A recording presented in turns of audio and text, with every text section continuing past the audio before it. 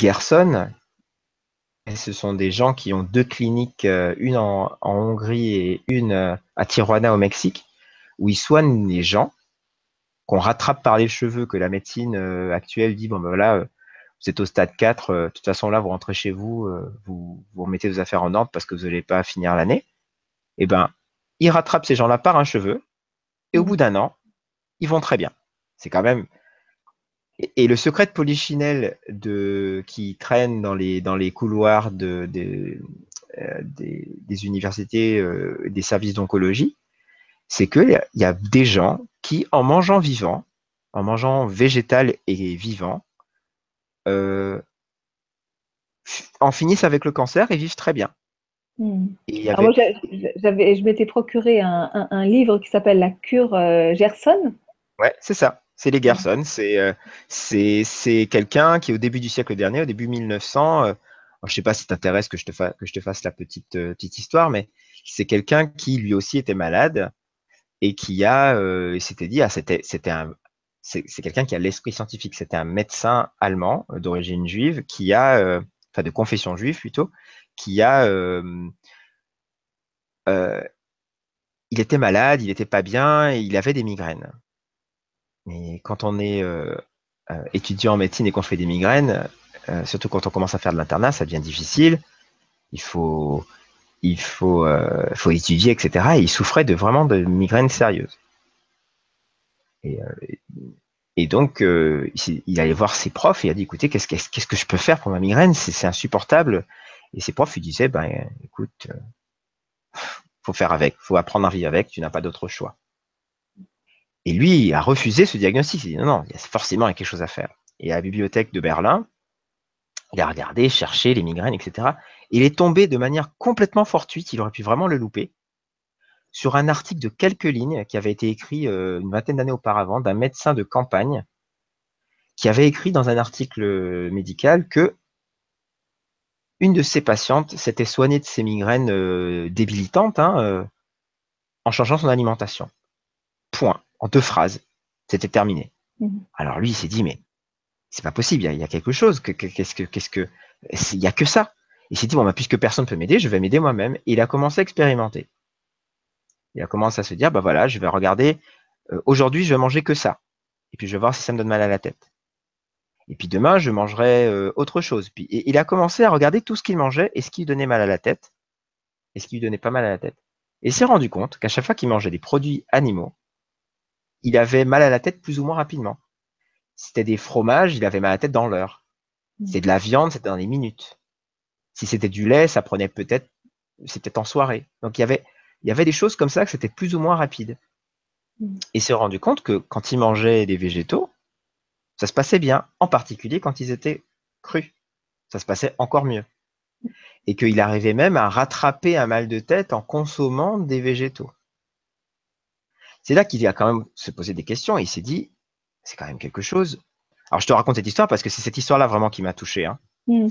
Euh, il s'est dit, bon ben, voilà, je vais manger que comme ça, j'aurai plus jamais mal à la tête. Ce qu'il a fait, c'était son petit régime migraine.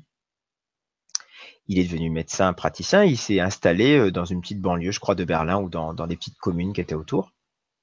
Et un jour, il y a une femme qui vient le voir, qui a des migraines, et il lui dit, bah, écoutez, madame, on ne peut pas faire grand-chose. Puis il dit, écoutez, moi, j'ai des migraines toute ma vie, et voilà comment je m'en suis sorti. Essayez, puis regardez si ça marche pour vous. J'ai rien d'autre à vous proposer.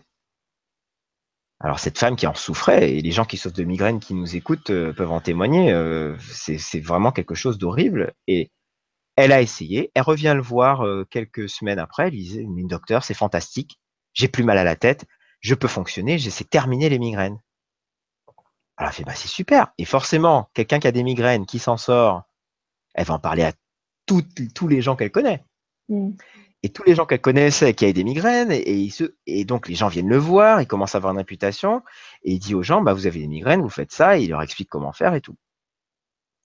Super. Et puis un jour, il y a une femme qui vient le voir et qui lui dit, eh ben, écoutez, mes migraines sont complètement parties, puis elle avait ce qu'on appelait comment on appelle ça? Elle avait des pustules sur les mains. C'est des femmes qui traient les vaches qui ont ça. D'ailleurs, c'est avec ça qu'on fait le BCG, hein, qu'on fait c'est un bacille qui est très proche de ce qui va donner comment dirais-je, de ce qui va donner la tuberculose. Donc c'est ce qu'on appelle une tuberculose mammaire de vache, quoi. Tuberculose bovine. Et, euh, et cette femme dit, ben, vous voyez, c'est marrant parce que non seulement j'ai plus de migraine, mais j'ai plus de pustules sur les mains. Alors, le docteur Garson, il dit, mais oui, enfin bon, ça n'a rien à voir. Là, ce que je vous ai donné, c'est seulement pour la migraine. Mais bon, tant mieux, si vous n'avez plus rien, super. Et puis, il y a plusieurs personnes qui viennent le voir au fur et à mesure, des mois, des années. Il y a des gens qui avaient des pathologies multiples et qui avaient de la migraine aussi. Et quand ils prenaient son régime migraine, tout se réglait. Il a commencé à se poser des questions. Il s'est dit, mais c'est quand même quelque chose. Et il a commencé à se dire, en réfléchissant bien, parce qu'en tant que médecin, il faut apprendre à écouter ses patients et pas toujours penser qu'ils vous racontent des bêtises. Il a commencé à se dire, mais peut-être que le corps, finalement, quand il se répare pas par morceaux. Quand il se répare, il répare tout. Il a commencé à systématiquement donner son régime migraine à des gens parce qu'il a rencontré des cancéreux. Ben, d'un seul coup, à l'époque, ça ne se traitait pas le cancer. Hein. Ouais. Leur cancer disparaissait, etc., avec l'alimentation. Et il a commencé à donner ce régime-là. Et évidemment, l'hôpital universitaire de Berlin, ils s'en sont un peu rendus compte. Il a commencé à avoir une petite réputation et il a proposé une recherche clinique au grand professeur de l'époque à Berlin sur ça. Alors évidemment, on lui a dit oui, mais bon voilà, tous ceux qui ont une tuberculose, là, qui vont claquer parce qu'ils n'ont pas les sous pour aller faire une cure en sanatorium, pourquoi pas, de toute façon, ils vont mourir. Donc donnez-leur votre recette miracle, et puis s'ils vivent, tant mieux. C'est ce qu'il a fait. Et ils ont tous été remis sur pied. Leur tuberculose est partie. Au bout d'un certain temps, mais elle est partie. Fort de ce succès, évidemment, les grands professeurs ont voulu tirer leur couverture à eux et ont publié cette étude clinique sous leur nom et pas sous le nom de Gerson. Entre-temps, la guerre éclate. Il migre aux États-Unis, il migre à New York avec toute son expérience de quelqu'un qui reboote non seulement les migraines, qui était une maladie de riches, parce qu'à l'époque, les gens qui faisaient des migraines, c'était beaucoup les gens qui mangeaient beaucoup de viande. Donc, c'était plutôt une maladie de riches. Et il leur a dit, ben voilà, et puis voilà, il est arrivé à New York, il a commencé à soigner des gens du cancer, etc. Et sa réputation s'est faite très, très rapidement dans une ville comme New York. Il a été convoqué par le Congrès américain pour savoir qu'est-ce qu'il en était. Et il a expliqué, il avait des cas, il a montré tous les patients qu'il a soignés. Il dit, ben voilà, moi je soigne les gens avec la nourriture vivante végétale. Et je leur donne quelques plantes et quelques trucs comme ça, et c'est tout. Et en fait, ils s'en remettent. Alors des fois, ils ont des crises et tout, mais ça se remet. Le Congrès américain, c'est dans les archives américaines, hein, donc pour ceux qui sont curieux, ils peuvent aller chercher. Le Congrès américain il y a eu des audiences, ils y ont écouté, il y a eu des experts cancérologues, etc., qui sont venus. Début des années 1900, hein. Donc dans les années 30 déjà, on est là.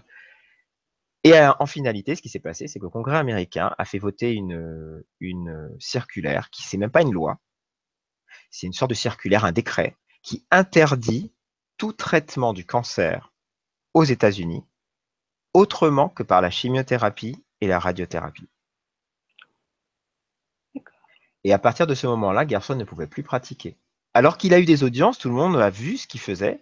Sous pression du lobby pharmaceutique, ça a été interdit par décret. Donc, il n'a pas pu ouvrir sa clinique à New York. Il s'est déplacé, il est allé à Tijuana, au Mexique, qui est à 20 minutes de San Diego, hein, même pas, donc à la frontière.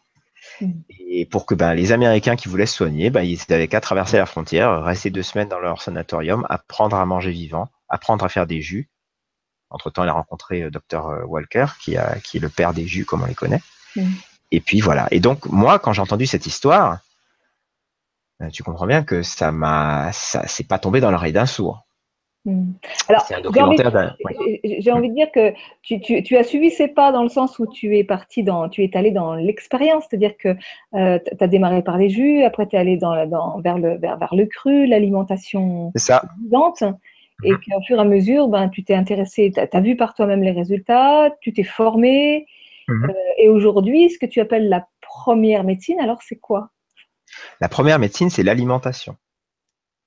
C'est ce qu'a démontré, avec toute cette histoire que je viens de te montrer sur Gerson, c'est exactement ce que Gerson a démontré par la pratique. Par la théorie, il faut savoir que la biochimie, c'est une science très très neuve, hein, ça date des années 50. C'est pour ça que les généticiens, par contre, ça date de la fin du 19e siècle. Donc, notre médecine est pétrie des dogmes de la génétique. On va vous dire, bah, c'est dans les gènes, etc. Le biochimiste, il se rend bien compte que c'est pas que dans les gènes. Les gènes, ils sont Mhm. régulés par des protéines et il y a ce qu'on appelle l'aboutissement de la biochimie aujourd'hui, c'est ce qu'on appelle comment dirais-je, l'épigénétique. On va peut-être pas en parler ce soir, mais c'est comment l'environnement peut influencer sur les gènes. La première chose qui influence les gènes, c'est l'alimentation. C'est la première chose qui influence les gènes. Et donc, quand on parle beaucoup, aujourd'hui, on parle de l'alimentation comme étant la troisième médecine, moi, je suis pas du tout d'accord. Pour moi, Mhm. l'alimentation, c'est la première médecine.